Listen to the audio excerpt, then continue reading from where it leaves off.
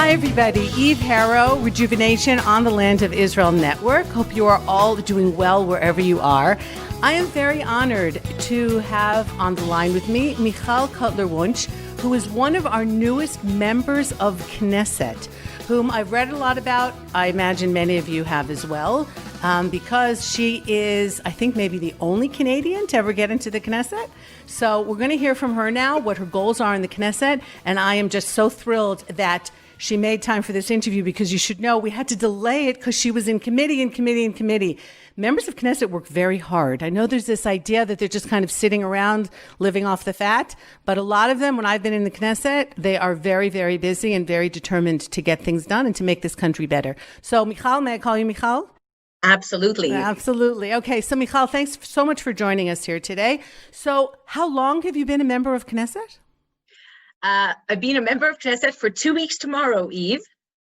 And there's one more Canadian currently in Knesset. I believe Sharon Haskell was born in Toronto. I think she emigrated when she was 2 years old. Sharon, yes. And actually Dov Yosef apparently was somehow Canadian, but that's a long time ago. So I am proudly the single most identified Canadian currently sitting in Knesset. Okay, so what's your personal story? So I'll start maybe with a personal.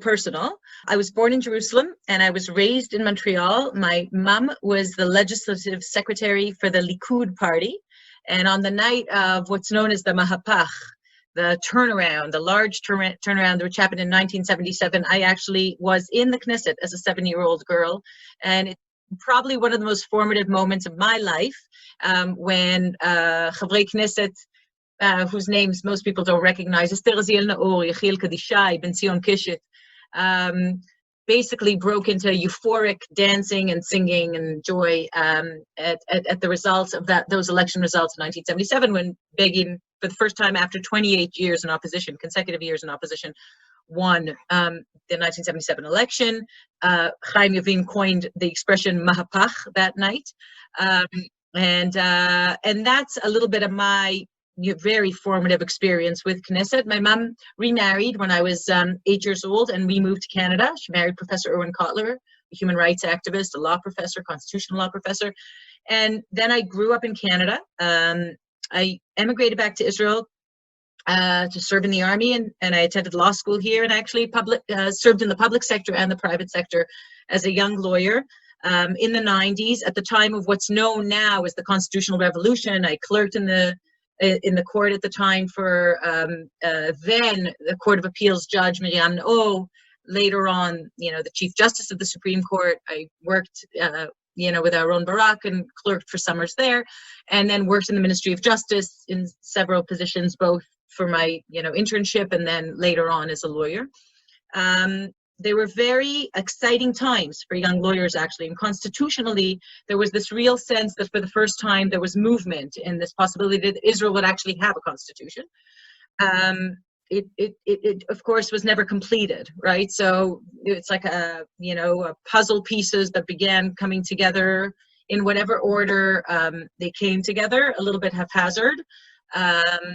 And they follow us to this day. So I think the ramifications of that process, or the unfinished process, or the incomplete process, or the way that the process even evolved, we're still living the consequences, although it seems like a long time ago, the early 90s. I actually moved back to Canada and pursued a master's in law at McGill University, and worked actually in mediation, in alternative dispute resolution, when that whole field was developing, another very exciting field.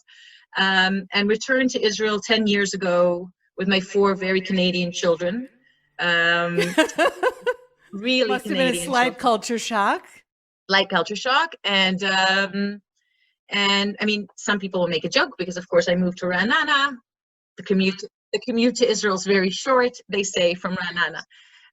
So we live in Ra'anana with our 4 kids, who all integrated very well, and I'm very grateful to Ra'anana actually for providing that very soft landing, I believe, where you're only the new guy for about 5 minutes, and 5 minutes later you're already receiving the new guys or girls.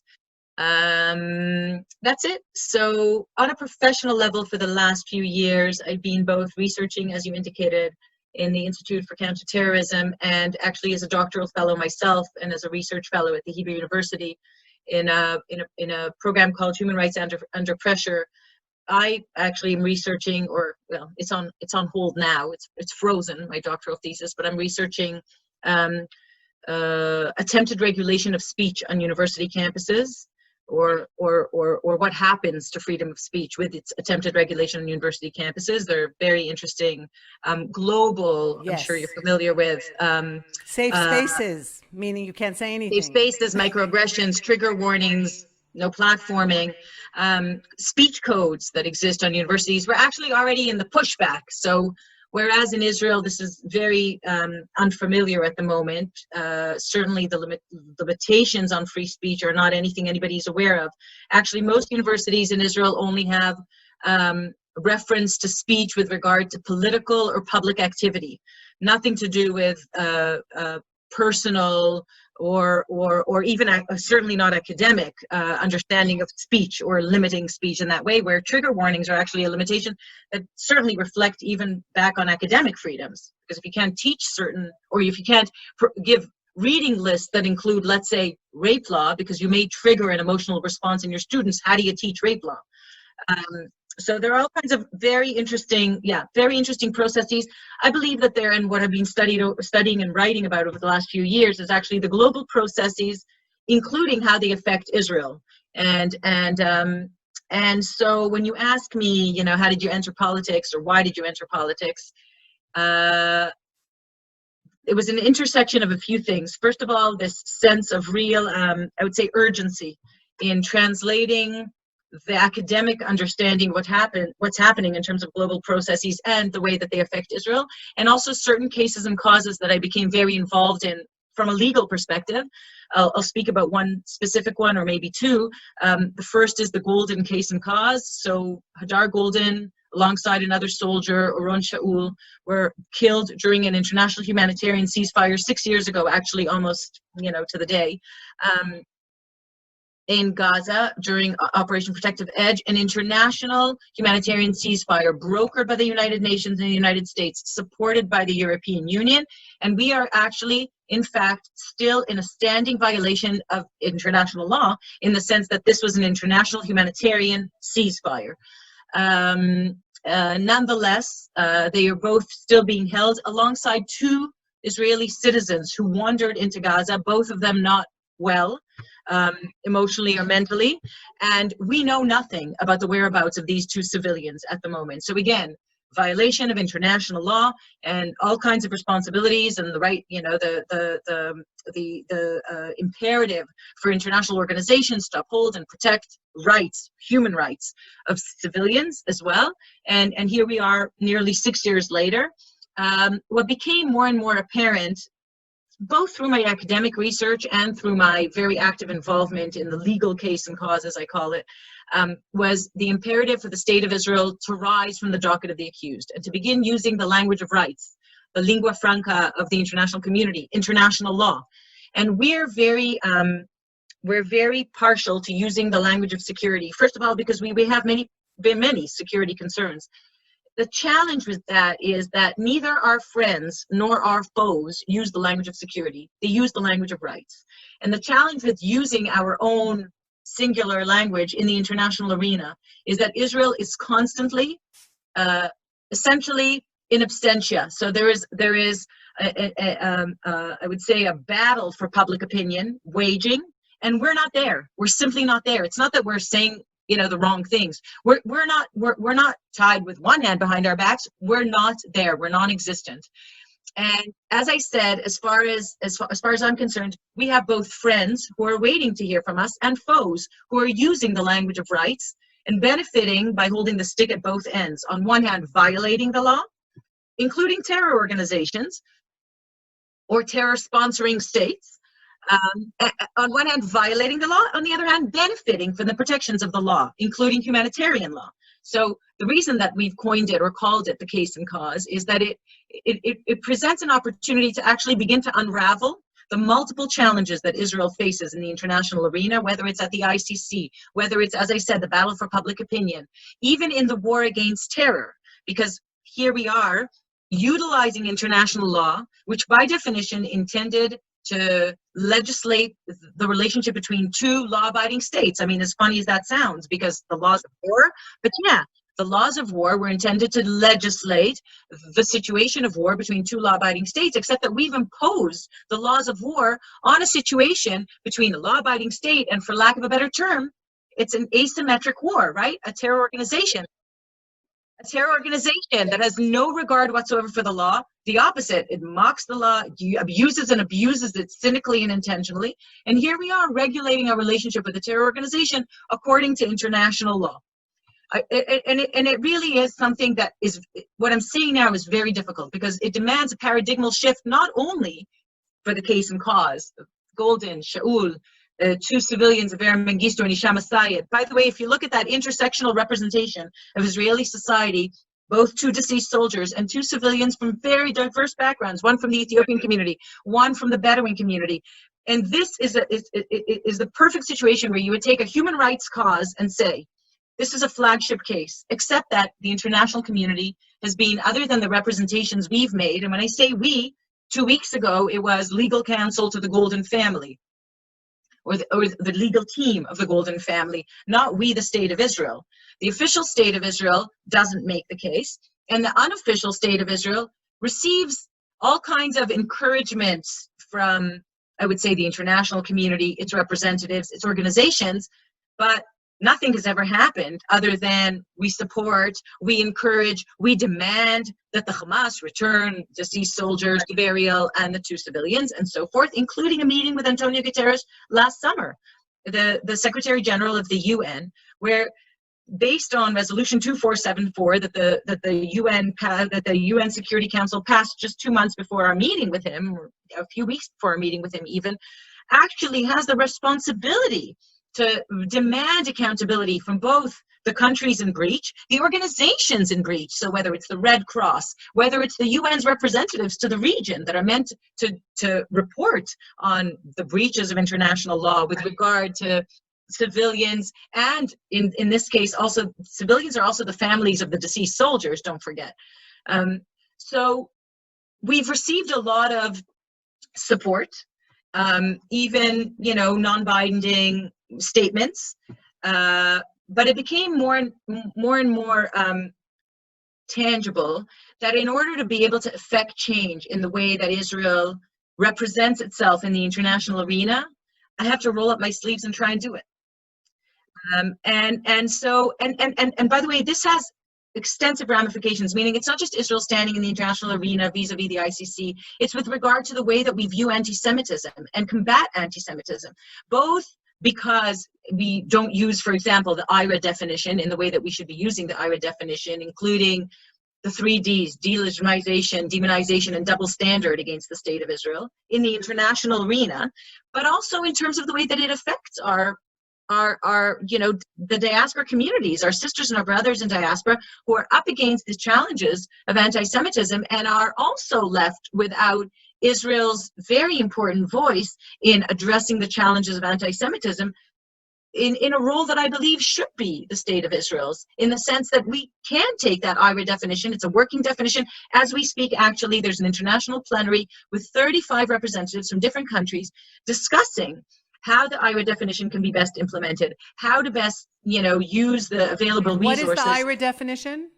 So I encourage you to familiarize yourself with it. It's very important. IHRA is an organization that was intended to combat anti-Semitism. And in order to combat something, you first have to define it. Now, that seems like an obvious thing to say, except that we still haven't defined terror. That's a whole other, there's no definition for terror, what terrorism is. There's no internationally agreed definition. Anti-Semitism has an internationally agreed definition, a working definition. It's non-binding, but in order to identify something, if you have a definition, it helps, right? So for example, the Paris police force uses the IRA working definition for anti-Semitism to train its police force in order to be able to define something. How do you know to identify? Exactly. So for these issues, and I would say beyond that, my own personal story, and we touched upon it. I was a lone soldier. I came here on my own. I went to law school here. I also, very often, I refer to the coronavirus, not only as the challenge, but also the opportunity.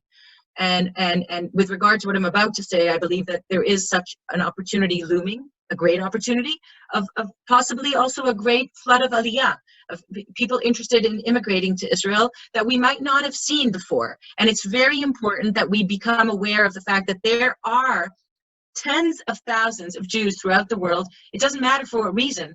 They are interested at this point in at least looking into the possibility of making Aliya. And so another part of my own personal story as it affects the general, I would say, cri de coeur, or my purpose or my role in sitting in this seat at this point, is to facilitate that and to enable that, and not only to ensure that they emigrate to the state of Israel, and not only to ensure that they're absorbed in that initial whatever it is, but actually to facilitate and enable them to integrate. And I say that very, very differently than the absorption, because integration means that we should be seeing Olim from all over the world contributing to the public sector and the political sector.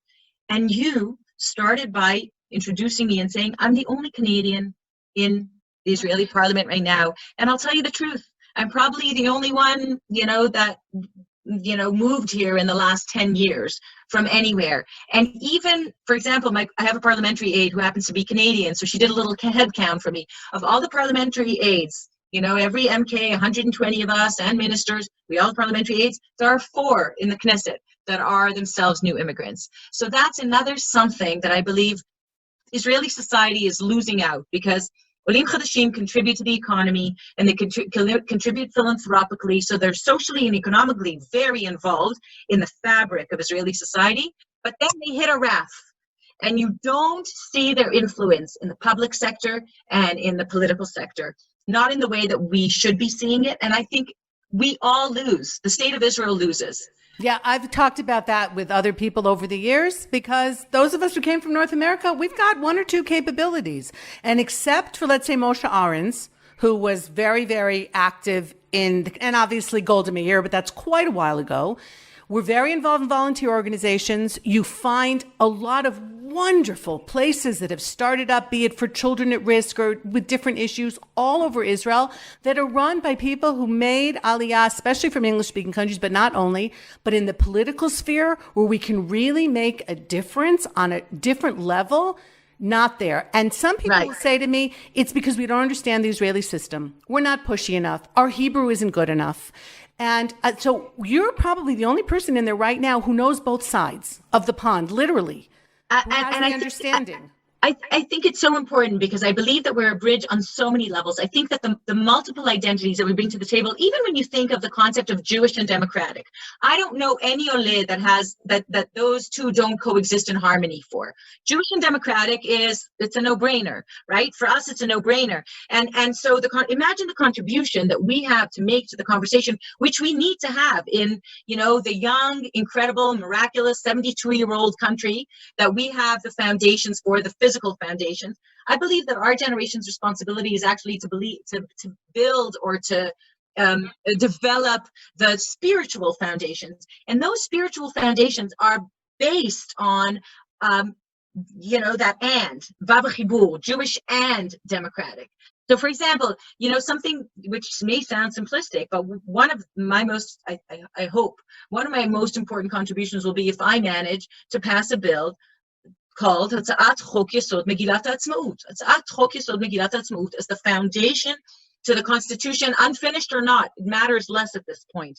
But that is our foundational document for the founding of the State of Israel. That is the vision, mission, and values, all in one document. It exists, except that we sort of need to almost, I would say, I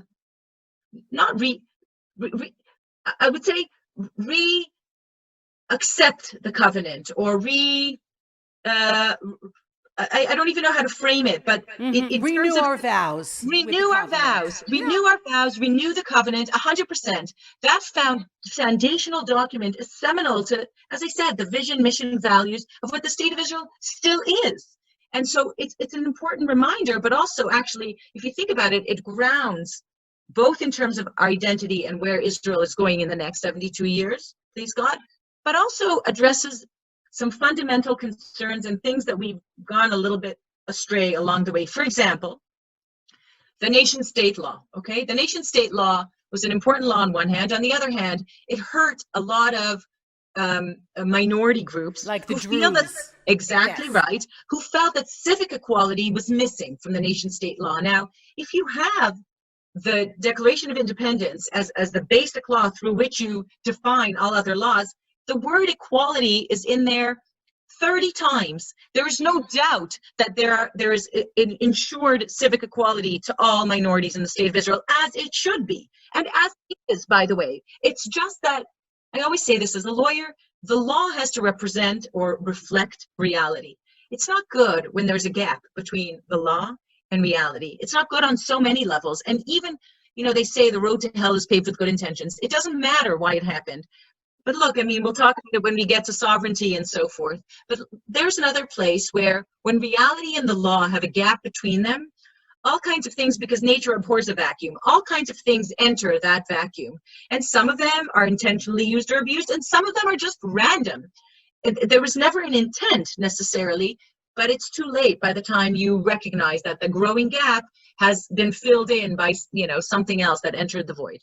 So you mentioned that in the 90s, you were very involved in the Israel Supreme Court. And there's a lot of issues when it comes to the Supreme Court and the fact that they maybe, according to some people, are the ones really running the country, that you could be sitting there in the Knesset, elected member of Knesset, along with 119 of your co-members of Knesset and ministers, of course, as well, with the Norwegian law. Now there's actually a lot of elected officials. But then it seems to many that the Supreme Court has really taken a bigger chunk of responsibility, that they're even willing to undo some of the laws that are legislated in the Knesset, so that essentially you could say they're the ones running the country. Do you agree with that as someone who worked very deeply within the Supreme Court? And Aaron Barak is seen as the one who really made that shift during his years. I want to say something that's very important. First of all, I was a very young lawyer, katunti, as they say in Hebrew, really. I was a very young lawyer, and I was privileged to be part of conversations and discussions, which were really the greatest legal minds of this country were around that table. And what I want to say about that is, having watched the process, it's a little bit actually refers to my last sentence about the gap that grows, and that's why I brought it up. And nature pouring a vacuum. I want to say something. In a democracy, and we have three branches of government, right? The legislative, the executive, and the judicial. The natural tension between them, and there is a natural tension between them. We should acknowledge it. We should know about it, and it leads to the checks and balances that we create. Each democracy in its own checks and balances, and Israel's democracy certainly has to find its own checks and balances. And that to me means that it's okay to criticize, and it's okay to even reevaluate the checks and balances. But I want to say something which I think is very important. For there to be checks and balances between the three branches of government, there have to be three functioning branches of government, three well-functioning, with good governance, branches of government. So if the executive branch or the legislative branch basically avoids dealing or avoids creating long-term plans, avoids anticipating what's going to happen in terms of immigration, avoids reflecting on what kind of policy it needs to put into effect. And guess what? A hot potato gets rolled to the front gates of the Supreme Court. The Supreme Court must rule according to the existing infrastructure, legislative infrastructure that comes before it. Supreme Court can't make laws. It can't make non-existent regulations. It can only rule according to the evidence brought before it and the laws that are available to guide it. And so what's going to happen inevitably, and this is already out of position, right? Either if you like the decision, you say, yeah, the Supreme Court really should take more and more control, or if you don't like the decision, you say it's a very activist court and it ruled out beyond its scope of let's say authority. What I want to claim is, before we can have that discussion, we need to build and structure the two other branches of government, which have fallen by the wayside, the executive and the legislative. And that doesn't mean that the legislative doesn't legislate. It does. But that's not sufficient. Meaning, if there is no long-term planning, long-term holistic executive plans, laws that actually look at things holistically and don't act as patchwork, or as band-aids, because hard cases make bad law. Don't forget. And that's true always. So I say to my staff here all the time, when I look at things, I know that I'm committed to my Jewish values, to my democratic values, but I know that in order to implement the law and human rights, I have to be consistent in implementing those two. Otherwise, I myself undermine the law and the human rights which I set out to protect. Okay? Now, when the executive branch and the legislative branch don't function in that way, and in many instances, they haven't. I mean, I could, again, whether it's migrants, are they work migrants or are they refugees? Well, if you don't create policy, it's going to end up in the Supreme Court. And you're going to not, depending on your position, either not like what the Supreme Court has decided or, applause what the Supreme Court has decided. But that's just politicizing rights or personalizing rights. By the way, there's also that danger, right? So hard cases make bad law can also become a personal thing. We have several cases of that in our background. But that's where the legislative and executive branches have fallen short. And the only way to balance between the three branches of government is for all three of them to first function. There was once a football coach that had, I think, a motto that said, just do your job. Don't do somebody else's job. So I've entered the legislative branch, as you know, and part of my mandate is to legislate, and the other part of my mandate is to supervise the executive branch.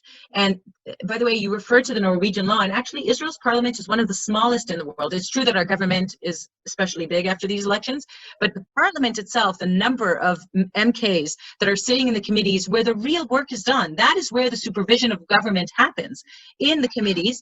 It's actually very small. So there are all kinds of things that need to be addressed, and some of them have to do with our possibly with our democratic system of representation, and maybe very possibly they need to be changed. But first, the executive and the legislative branches have to be two functioning branches that own their responsibilities. Then we can talk about the balancing act, and it's a fine balancing act, and the checks and balances. And one thing I'm convinced of is you don't mend or you don't repair the checks and balances that maybe are off kilter by destroying the third branch of government. We depend on that branch of government. We depend on it in every way. We depend on it for our civic, agreement between us. We depend on it internationally, because for complementarity to exist, we have to show the outside world that we have a functioning court system. If we're going to tear down the court system, we not only lose, the organizational structures for our civic lives between us as civilians, but on the international arena. And by the way, our challenges there are beyond what we imagine. As you well know, what's happening at the ICC, what's happening in the international arena, we stand to do a great deal of damage if we undermine the ability of the judicial branch in a way that harms it internationally. So to bring up what's the very big hot topic over the last few weeks, of course, is Israel possibly putting Israeli law on parts of Judea and Samaria, the Trump plan, sovereignty, whatever you want to call it. So you wouldn't see a situation where if the executive branch actually does take a step, that the Supreme Court will intervene and knock it down? You think as long as the two other branches are clear about where they're going and the bigger picture, then it's something that will remain? Look, again, we're talking about good governance, right? And good governance is something we really, really need to work on. But that's not where I think we should be at all with the Peace and Prosperity Plan. I think the Peace and Prosperity Plan is, at least through my analysis, actually its potential, and I hope we didn't miss this completely, because its potential is actually in the paradigmal shift that it offers, in offering agency to both parties. It's the first time historically where there's no paternalistic sort of context that says, oh, you can't do this. You're not capable of stopping incitement or ending pay for slay or acknowledging the right of the state of Israel to exist alongside you in secure borders. We're asking you to do something you can't actually do. To me, it's the first time that we're looking at our partners, or, at least in non-war, if not in peace, our future possible partners, and saying, equal rights and equal responsibilities means we have agency. We both have agency. You have agency. And with that comes responsibilities. The responsibilities are outlined very well in that plan. As I said, they include acknowledging Israel's right to exist and secure borders, lefarez et Hamas minishko, no more paying for slay, no incitement in the schools, which you would expect of any any partner. Kind of peace treaty or any kind of partnership. Any partnership, right. Exactly right. Any partnership, and so when we take out the piece of the application of law or sovereignty, or people want to call it annexation, I have a problem with legal terminology that doesn't accurately reflect. Just because I'm a lawyer, doesn't necessarily accurately reflect the meaning, because you're pouring in something that has a whole other slew of a set of rules that govern it. So if it's an annexation, it is one thing, except you would have to prove to me that it's an annexation. From what I know in international law, we're talking about application of sovereignty or the law, because 1920, the San Remo Conference, 1922, the League of Nations, and that hasn't been amended. So the most you could say, it's an area, it's in conflict, or but when you use the word annexation, you're inferring that you're annexing something that belongs to somebody else. There's no somebody else. So I have a problem with misusing or abusing language. Done a lot. Yeah, and it's done a lot. And by the way, it's done, it's done out of tmimut, like no one, not intentionally. People just don't know the terminology and the nuance of the terminology. Right. And again, as a lawyer, I always say, words have meaning, and you have to know that you're using the word accurately, because there's a whole slew of then, meaning that comes out of using that word. So let's say we'll call it application of sovereignty or application of the law. Again, I said earlier, I'm a firm believer that the law has to reflect reality. Reality on the ground is that the state of Israel already, has, or will continue to have full control of the Bekaa Valley as its easternmost border in the broadest sense, as Yigal Allon, specified, as Rabin in his last speech actually acknowledged the need for. And the large settlement blocks absolutely remain in Israeli under Israeli sovereignty, and so acknowledging it is very important. But the power, and it'll be the pity, the power in the Trump peace plan is in its package. So, or the peace and prosperity plan, we'll call it whatever we'll call it, or the 100-day plan, whatever we want to call it now. I haven't seen the details of it, and I don't think it's about the details actually. I think where we're missing the point is in its really paradigmal shift in the way that we view our relationship, so that it enables the beginning of a process that'll lead to, maybe it's first prosperity and then peace. I don't know, very possibly. But I hope we're not missing that, because when we dilute it to one piece, we really lose the chance to talk in this rhetoric, which I believe is the opportunity in this plan. And to shake up the box a little bit. Yeah. 100%, 100%. And so that's my view of it. And at the moment, though, I'd be remiss if I didn't say the following. The challenges of the coronavirus globally, but in Israel as well. And that's, the focus of this government. We entered a unity government. Look, You're in the blue and white party, if I didn't say that at the beginning of the interview. Right. That's right. I'm in the blue and white party. I entered the blue and white party through the Telem faction. And really, as far as I'm concerned, very, very sadly, Yesh Atid Telem actually chose not to enter this unity government. That's how I see it. I saw it as our responsibility, again, as Yitzhak Rabin said when he entered a unity government. I don't know if this is what the voters wished for, but I know what the election results are. And we had 3, not 1, not 2, 3 elections in a row. And after the second election results, as far as I was concerned, the president created an option for a unity government. It was right then already. And nobody won this election in a way that could form a government without forming a unity government. But again, how lucky are we that we have the opportunity for a unity government that actually reflects what the situation is in Israel. And what the situation is in Israel is that the majority, 90% of us, agree on 90% of the issues, 90% of the times. In a global reality where societies are becoming very extreme in their, and very polarized, I see that as a blessing, and I see blue and white as a reflection of what Israeli society actually does in its everyday, b'chaim atzmam. When you look at the 40,000 non-for-profit organizations that offer their services, regardless of religion or gender or anything else, Jewish and Arab and Ashkenazi and Mizrahi and women and men, you look at those organizations and you look around our dinner tables and you look at what Israeli society does on a daily level. This is a very united society. It's not at all a torn apart society. And for me, Blue and White, or the project that is Blue and White, and the reason that I was thrilled to join Blue and White, is somebody that has really tirelessly worked towards unity and towards a national reconciliatory process, is that there would finally be a trickle up. So what the public, and the Israeli public is phenomenal, what the public already does has to have a reflection in its political leadership as well, in its elected leadership as well. And if I neglected to say this, that part of it makes this really a shlichut. I mean, I'm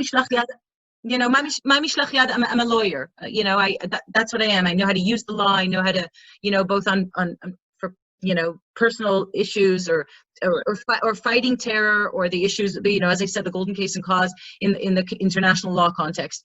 But this is really a shlichut, and that's the opportunity that this government presents. And you took some flack, though, right? Because you broke away from Telem in order to go into the Knesset.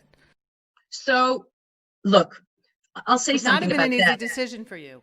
I'll say something about that. First of all, on a very technical level, Telem imploded. Not only did Blue and White implode because Yesh Atid Telem left, but the faction I came from, Telem, more than a third left. So Yoaz Endel and Tzvika Hauser left Telem. And when that happened, had I been there in that situation, and it didn't just happen, it happened because, let's say in the case of two conflicting election promises, when election results came about, the broken promise of not forming a government with parties that don't acknowledge the right of the state of Israel to exist as Jewish and democratic shouldn't be swept under the carpet. It was a real issue, and it tends to get a little bit swept under the carpet. To join in with the joint list. Yeah. Mm-hmm. I mean, I would say, again, I stress, a party that doesn't acknowledge the right of the state of Israel to exist as Jewish and democratic, because that was part of that's part of what Telem stands for. Tnu'a Leumit Mamlachtit. So the word mamlachtit is very difficult to translate. It's very difficult to translate, but meaning that was down to that. 100%. But also what Telem represented was that as I said, a party that doesn't acknowledge the right of the state of Israel to exist as Jewish and democratic, that's to say, not as democratic, the state of all its citizens, as Jewish and democratic, cannot be a part of the coalition. When Telem imploded in that way, and then, of course, Yesh Atid Telem decided not to enter Blue. If I had been there at that time, then I would have had the right to choose. And so when I entered Knesset through what's called the Norwegian law, which basically the reason it's called the Norwegian law is that in Norway, it's customary that all ministers resign so that the incoming MKs that are on their list can actually serve the parliament, and actually in order to keep the separation of powers much clearer. So the executive branch and the legislative branch don't overlap in that way. We have, of course, our own Israeli model of it, because there's some sort of a scale that each party was able to have a certain number of ministers resign and a certain number of MKs enter. I was that right rolled forward, so I received the right to choose which of the parties that my original party, Kotler-Wunsch, we were a joint slate. Don't forget, Telem came together with Chosen L'Israel, came together with Yesh Atid, and we formed a joint slate. Or the way that we said it at the time was first name Telem, last name Blue and White. And I was part of Blue and White as a reflection of what I said, of what I believe should be the reflection of Israeli society. And I'll say one more time, I'm very sorry that Yesh Atid Telem chose not to enter this unity government. And by the way, had they chosen it, we would have had a smaller government. I probably wouldn't be in Knesset. There wouldn't be a need for a Norwegian law. And so I say it wholeheartedly. I said it along the process of my decision-making process, which I shared, and I believe that that's what we had to do. That was really the only way that the only responsible way that Blue and White could act after 3 difficult rounds of elections. Mm-hmm. So when it comes to the corona, there's a lot of unhappiness now in Israel, a lot of editorials. I don't know if you read Makor Rishon, Sarah Etzni Cohen on Shabbat. I did. That we're getting, and I don't know if this is just for Israel, it's probably happening in other countries as well, there doesn't seem to be one voice speaking. There seems to be a lot of contradictory information and a lot of confusion. Masks, not masks, gatherings, not gatherings, opening this, opening that. And now it's only getting stronger here. We've got about 1,000 cases a day, and it looks like my husband is a physician. He just walked in. There's a lot of things happening here, and this really could quickly get out of control. And it doesn't seem that there's any one body that's taking care of it. And people are complaining. We have a unity government that said it was coming together in order to deal with definitely the biggest health crisis we've ever had, but possibly one of the biggest crises we have ever had, period. What is happening? Why is nobody running this show? So I'll say something that I've said in multiple committees that I sit on in various contexts, because I think it's relevant for our conversation, but also in the various contexts of the committees that we have this discussion. First of all, I'll say that we're in an unfolding crisis. It's not a zbeng v'gamarnu, meaning this is not a quick. We're usually very good at crises, very good at crises. But that's so long as they're very focused. Crises, yeah, exactly, and they have a very clear, definitive end. This does not have a clear, definitive end. And what we're a little bit less good at, and that's what the state is when I say good governance, long-term planning, long-term holistic planning, long-term interministerial planning, that's where I say herein lies the opportunity, right? The coronavirus challenge and opportunity is also to begin thinking or changing our mindset, another paradigmal shift, by the way, in the way that we conceive the role of the executive and the legislative branches. And we talk about this incessantly in the various committees, but what I want to say about this is we need the public's trust on this issue if we are going to be able to conduct any kind of proper protection. And there are a constant balancing of rights here between the duty to protect the public health and the imperative not to harm the economy in a way that we just can't, we won't be able to recover from it. We have close to 1 million unemployed. We have, businesses going under, physically, economically, emotionally. We have people this is very, very unlike the Israeli public. 85% of the Israeli public expressed anxiety at their economic futures. That's very unlike the Israeli public. So I say, and as I said, I've said this in every possible committee that I sit in, we have a responsibility to begin to use good governance protocol and principles of transparency and accountability and access of information in different, by the way, to different demographies, because in order to make the information accessible, not just talking about language, it has to be conveyed to the Haredi sector differently than to the Arab sector, differently than, and all the while to try and communicate the organizing logic in a changing situation. And it's changing every day. It's a very tall order. And in that sense, all the more, the fact that there's a Corona cabinet, that this unity government enabled, that there is collective responsibility, meaning if anybody takes this country to elections now, it would just be ludicrous. And that collective responsibility in the Corona cabinet that addresses first and foremost what binds us together, again, Arabs, Jews, women, men, Ashkenazis, Sephardi. The virus is not choosing a certain sector. It's not 100%. And we are in this together around the Knesset tables, around the committee tables, and hopefully most people actually don't use it or abuse it to speak position, but actually talk about the merit of the need to collaborate. And we have to hold ourselves to a much higher account of transparency because we need the public's trust. And I can tell you as Mrs. Public, you're losing. 100%. And the one thing I'll say about the public's trust and the need to ask the public to take personal responsibility is the public also has to become aware of something. And that is, we've outsourced personal responsibility in many ways in our lives over the last, I'd say, a long time, including, this digital platform thing. We've outsourced personal responsibility in many, many ways.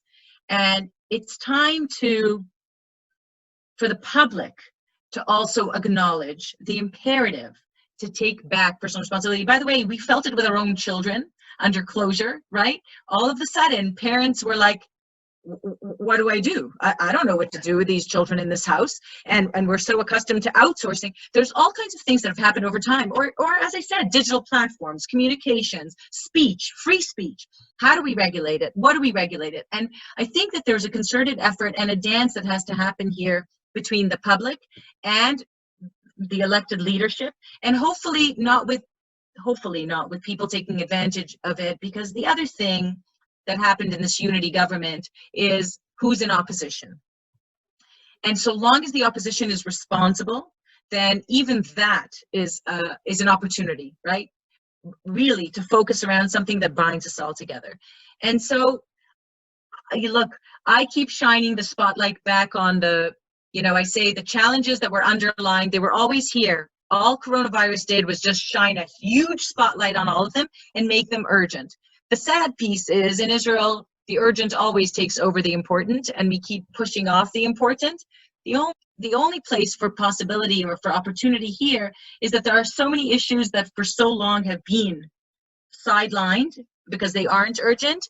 And possibly, if we do this right, we can also begin to take into account that need for longer term planning, for full transparency, whether it's with regard to how we handle this on the health front, on the economic front, in terms of immigration to Israel. I mean, these are all long-term plans that need to be addressed in that way. In terms of, let's say, security, I was listening to somebody on the radio today who can't wear a mask because he has breathing problems. So he has a note from his doctor that he doesn't have to. But then when the police stop him and want to give him a fine because he's not wearing a mask, or he can't get into a building because he's not wearing a mask, and he shows the note, they say, we don't care. That doesn't hold any water here. It's not binding in terms of the law, the note from your doctor.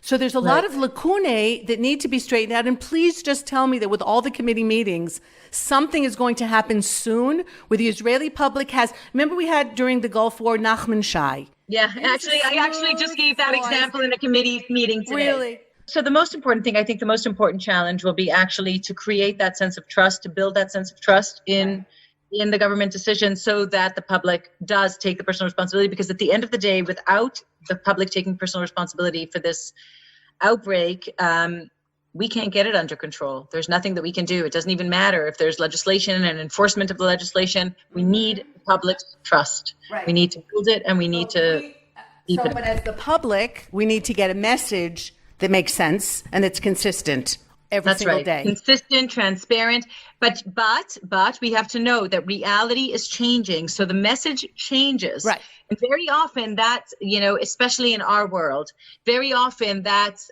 perceived as, they're not telling me the whole truth because it's changed so dramatically. We just had a session on last week, weddings were authorized and things seemed okay. I'll say one more thing.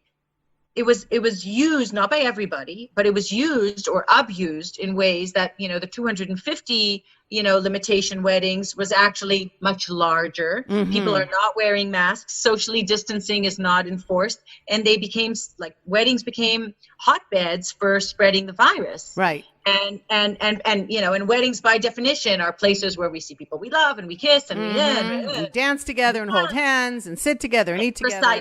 Precisely. Yeah. And so there's it's also, I think it's also a cultural thing. And I think we have to know ourselves as a culture. First of all, we're really good under, as I said, a crisis. But this is a long lasting one. This is something we have to learn to live with, not die from, right? Like this could last months. Or even longer.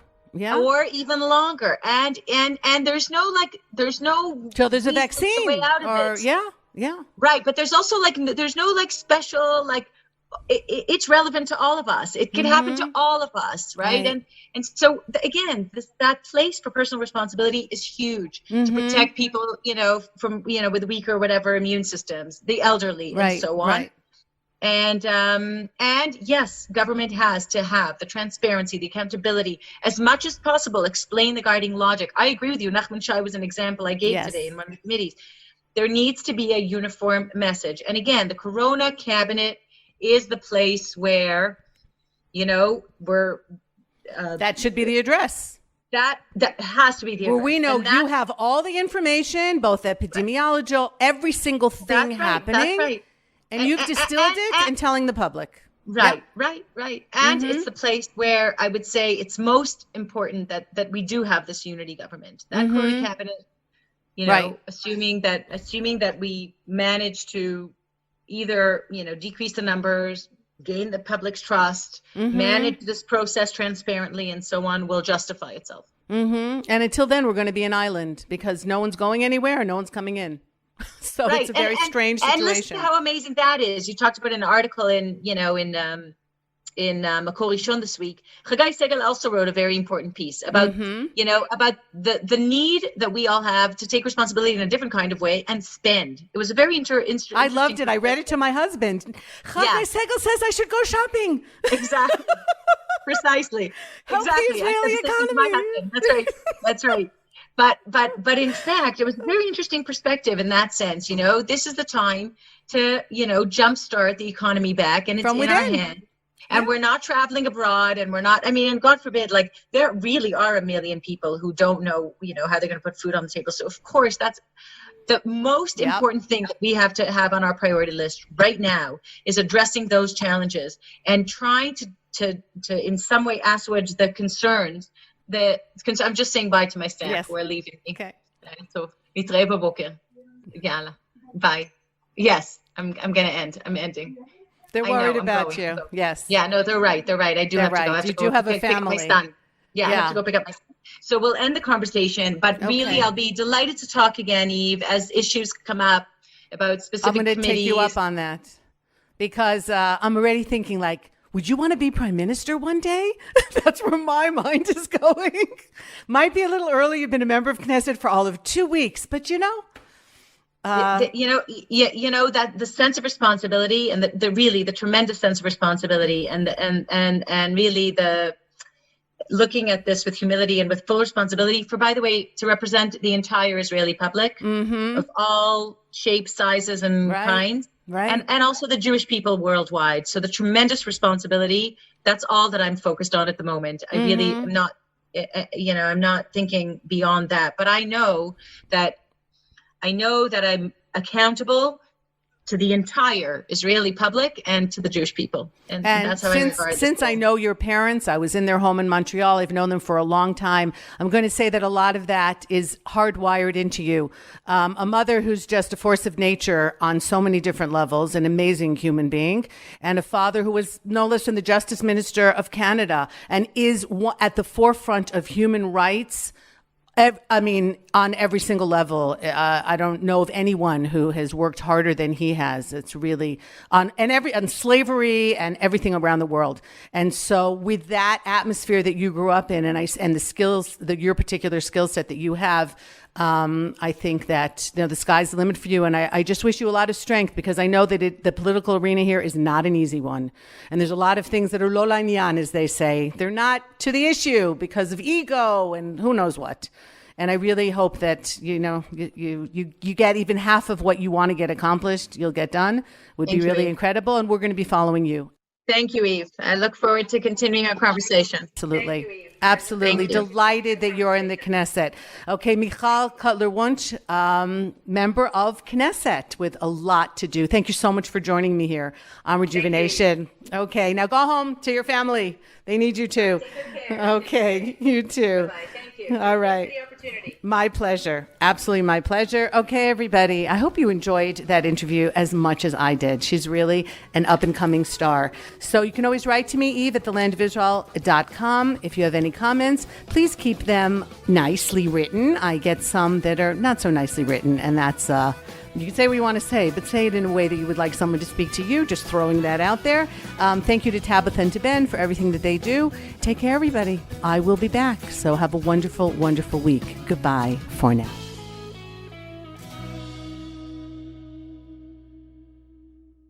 Enhance your faith. Deepen your understanding. Align your destiny with the Land of Israel. Subscribe to the Land of Israel Fellowship, an exclusive virtual seminar led by Jeremy Gimpel and Ari Abramowitz, with live weekly interactive sessions and ongoing personal mentorship. Subscribe and join this global awakening at thelandofisrael.com/